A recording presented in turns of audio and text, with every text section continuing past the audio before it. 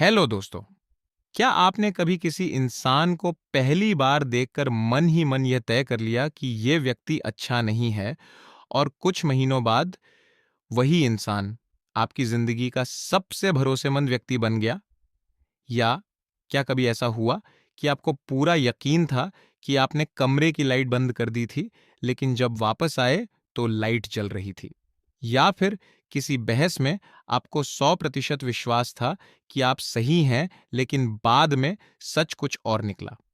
अब सवाल ये नहीं है कि आप गलत क्यों थे। सवाल ये है कि क्या आपका दिमाग आपको सच दिखाता भी है? हम हमेशा सोचते हैं कि हमारी आंखें दुनिया को देखती हैं और हमारा दिमाग सिर्फ उसे समझता है। लेकिन विज्ञान कहता है ये पूरी कहानी नहीं है। असल में आपका दिमाग हर सेकंड करोड़ों जानकारियों में से सिर्फ कुछ चुनता है। कुछ को बदल देता है, कुछ को मिटा देता है और कुछ ऐसी चीजें भी जोड़ देता है जो कभी हुई ही नहीं। यानी जिस दुनिया को आप सच्चाई समझते हैं, हो सकता है वह केवल आपके दिमाग की बनाई हुई कहानी हो। और अगर ऐसा है तो शायद दुनिया का सबसे बड़ा झूठ दूसरे लोग नहीं, बल्कि हमारा अपना दिमाग बोलता है। आज की इस वीडियो में हम जानेंगे कि हमारा मस्तिष्क हमें कैसे धोखा देता है, क्यों हम कई बार झूठ को सच मान लेते हैं और कैसे हम अपने ही दिमाग के जाल से बाहर निकल सकते हैं। क्योंकि अगर आपने आज ये समझ लिया तो हो सकता है आपकी पूरी सोच बदल जाए। सबसे पहले एक बात समझिए, आपका दिमाग आपका दुश्मन नहीं है। वो आपको नुकसान पहुंचाने के लिए झूठ नहीं बोलता, बल्कि वो आपको बचाने के लिए सच्चाई को बदल देता है। सुनने में अजीब लगता है, लेकिन यही सच है। कल्पना कीजिए कि आपके सामने एक साथ 10 लाख जानकारियां आ जाएं। हर आवाज, हर रंग, हर चेहरा, हर गंध, हर शब्द।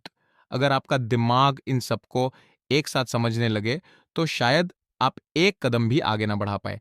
इसीलिए प्रकृति ने हमारे मस्तिष्क को एक शॉर्टकट दिया। दिमाग पूरी दुनिया नहीं देखता, वो सिर्फ वही देखता है जिसे वो जरूरी समझता है।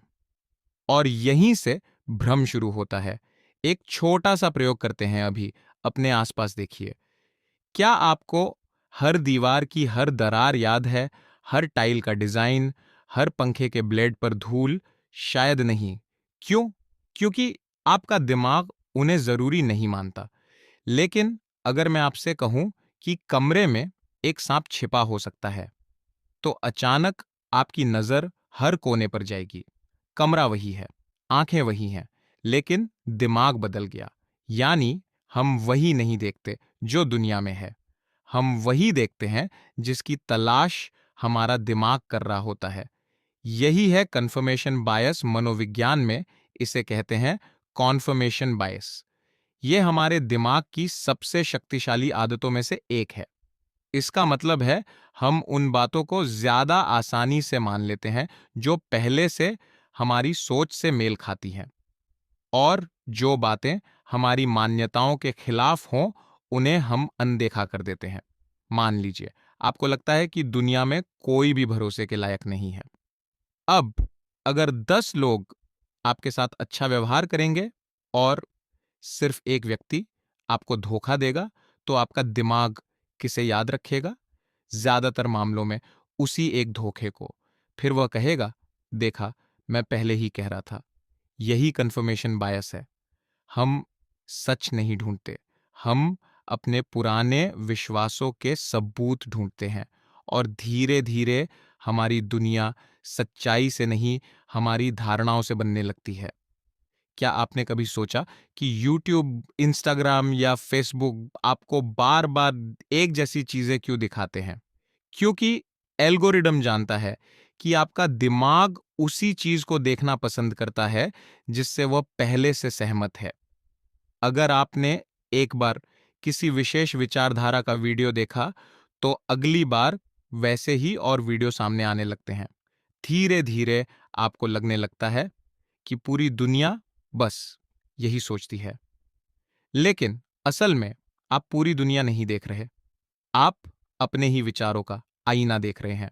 और यही कारण है कि आज बहसें बढ़ रही हैं लेकिन समझ कम होती जा रही है। अब एक और सवाल, क्या आपको लगता है कि आपकी यादें कैमरे की रिकॉर्डिंग की तरह होती हैं? अगर हाँ, तो विज्ञान कुछ और कहता है।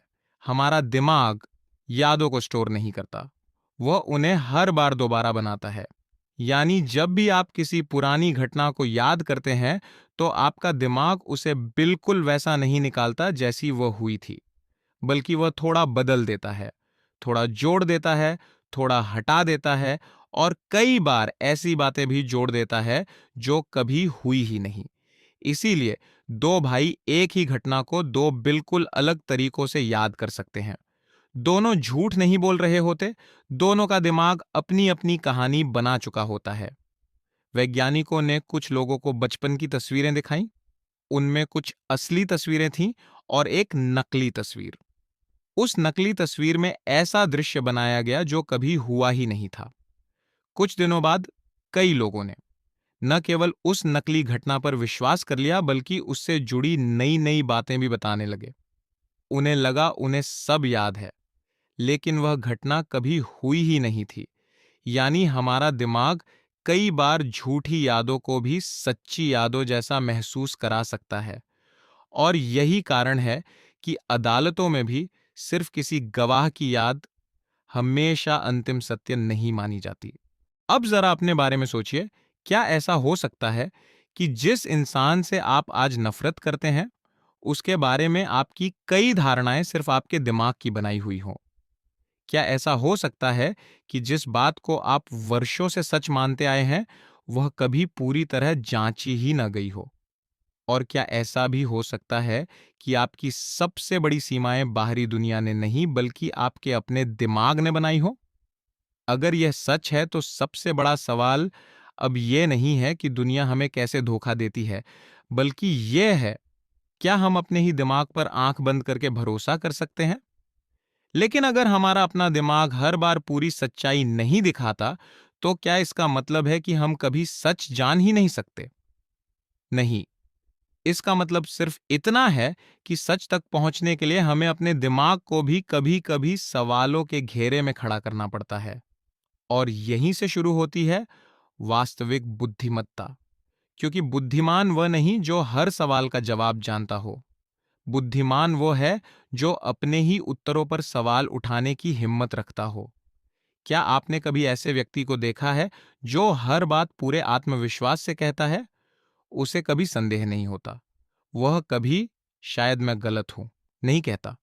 अजीब बात यह है, मनोविज्ञान बताता है कि बहुत अधिक आत्मविश्वास कई बार ज्ञान का प्रमाण नहीं होता, बल्कि ज्ञान की कमी का संकेत भी हो सकता है। इसे कहते हैं ओवर कॉन्फिडेंस इफेक्ट। जब हमें किसी विषय की थोड़ी सी जानकारी मिलती है, तो हमारा दिमाग यह मान लेता है कि हमें सब पता है। यहीं से गलत निर्णय शुरू होते हैं। यही कारण है कि कई लोग बिना पूरी जानकारी के निवेश कर देते हैं, रिश्ते तोड़ देते हैं, करियर बदल देते हैं, या किसी व्यक्ति को हमेशा के लिए गलत मान लेते हैं। उन्हें लगता है उन्होंने सोच समझकर फैसला लिया है, लेकिन असल में उन्होंने सिर्फ अपने दिमाग की पहली कहानी पर भरोसा किया होता है। डर, जो हमेशा सच नहीं होता। कल्पना कीजिए, रात के समय आप अकेले चल रहे हैं। अचानक पीछे से किसी के कदमों की आवाज आती है। दिल की धड़कन तेज हो जाती है। दिमाग तुरंत कहता है कोई मेरा पीछा कर रहा है। लेकिन जब आप पीछे मुड़ते हैं, तो वहां सिर्फ एक कुत्ता होता है या हवा से हिलती हुई कोई चीज। ऐसा क्यों हुआ? क्योंकि हमारा मस्तिष्क सुरक्षा को सच्चाई से ज्यादा महत्व देता है। अगर उसे संदेह हो, तो वह खतरे की कल्पना करना पसंद करता है। क्योंकि प्रकृति के लिए एक बार गलत डर जाना उससे बेहतर था कि सचमुच का खतरा हो और हम उसे पहचान ही ना पाए। यानी कई बार हमारा डर हकीकत नहीं होता, वह हमारे दिमाग की सुरक्षा प्रणाली होती है। कभी सोचा है कि रात को सोने से पहले दिमाग सबसे ज्यादा क्यों भागता है? पुरानी बातें, भविष्य की चिंता, लोग क्या सोचेंगे, अगर ऐसा हो गया तो, अगर वैसा हो गया तो। असल में दिमाग समस्याओं को हल करने के लिए बना है। लेकिन जब समस्या नहीं होती, तो वह काल्पनिक समस्याएं बनाना शुरू कर देता है। उसे लगता है अगर मैं पहले से हर संभावना सोच लूं तो मैं सुरक्षित रहूंगा। लेकिन यहीं से ओवरथिंकिंग जन्म लेती है और धीरे धीरे हम वास्तविक जीवन कम और अपने दिमाग के अंदर ज्यादा जीने लगते हैं। फिर क्या समाधान है? तो क्या करें? क्या अपने दिमाग पर भरोसा करना छोड़ दें? नहीं। दिमाग हमारा सबसे बड़ा शत्रु नहीं, सबसे बड़ा उपकरण है। बस उसे बिना जांचे अंतिम सत्य मान लेना समस्या है। मनोविज्ञान हमें कुछ सरल आदतें सिखाता है। पहली आदत, जब भी कोई विचार आए खुद से पूछिए, क्या यह तथ्य है या सिर्फ मेरी व्याख्या? दोनों में बहुत अंतर है। दूसरी आदत, अपने विश्वासों के खिलाफ सबूत खोजिए। अगर आप सिर्फ वही पढ़ेंगे जो आपको पसंद है तो आप सीखेंगे नहीं, सिर्फ अपने विश्वासों को मजबूत करेंगे। सच्ची सीख तब शुरू होती है जब हम अपने ही विचारों को चुनौती देते हैं। तीसरी आदत, भावनाओं में फैसले मत लीजिए। क्रोध, डर, ईर्ष्या या अत्यधिक खुशी, इन सब के समय दिमाग सबसे ज्यादा भ्रम पैदा करता है। अगर कोई निर्णय आपकी जिंदगी बदल सकता है तो उसे एक रात की नींद के बाद लीजिए। कई बार सुबह का दिमाग रात के दिमाग से ज्यादा ईमानदार होता है। चौथी आदत, अपनी यादों पर अंधा विश्वास मत कीजिए। कई बार हम कहते हैं मुझे सब याद है, लेकिन विज्ञान कहता है यादें हर बार थोड़ी बदलती रहती हैं। इसलिए महत्वपूर्ण बातों में तथ्यों को देखिए, सिर्फ यादों को नहीं। दिलचस्प बात यह है कि यह विचार सिर्फ आधुनिक मनोविज्ञान का नहीं है। भारत के प्राचीन दर्शन में भी बार बार कहा गया कि मन दुनिया को जैसी वह है वैसा नहीं देखता। भगवत गीता में मन को मित्र भी कहा गया है और शत्रु भी। बुद्ध ने कहा, दुख का बड़ा कारण बाहरी संसार नहीं, हमारी धारणाएं हैं। और उपनिषदों में एक वाक्य बार बार मिलता है कि मनुष्य अपने मन के अनुसार दुनिया का अनुभव करता है। हजारों साल पहले लोगों ने बिना आधुनिक मशीनों के यह समझ लिया था कि सबसे बड़ा युद्ध बाहर नहीं भीतर चलता है। अब एक आखिरी सवाल, अगर आपकी कई यादें पूरी तरह सटीक नहीं हैं, अगर आपके कई विश्वास कंफर्मेशन बायस से बने हैं, अगर आपका डर हर बार वास्तविक नहीं है, अगर आपका आत्मविश्वास कभी कभी भ्रम हो सकता है, तो आप वास्तव में कौन हैं? आपकी सोच या उस सोच को देखने वाला आपका जागरूक मन? शायद यही वह प्रश्न है जो मनोविज्ञान और दर्शन दोनों पूछते हैं। क्योंकि जिस दिन आपने अपने विचारों को सिर्फ विचार की तरह देखना सीख लिया, उसी दिन वे आप पर शासन करना छोड़ देंगे। तो अगली बार जब आपका दिमाग कहे तुम नहीं कर सकते, या सब लोग तुम्हारे खिलाफ हैं, या मैं हमेशा सही हूं, तो एक पल रुकिए और खुद से पूछिए, क्या यह सच है या यह सिर्फ मेरे दिमाग की बनाई हुई कहानी है? हो सकता है उस एक सवाल का जवाब आपकी पूरी जिंदगी बदल दे। क्योंकि दुनिया को बदलने से पहले हमें अपने देखने का तरीका बदलना पड़ता है। और शायद वास्तविक स्वतंत्रता बाहरी दुनिया से नहीं, अपने ही दिमाग के भ्रमों से मुक्त होने में है।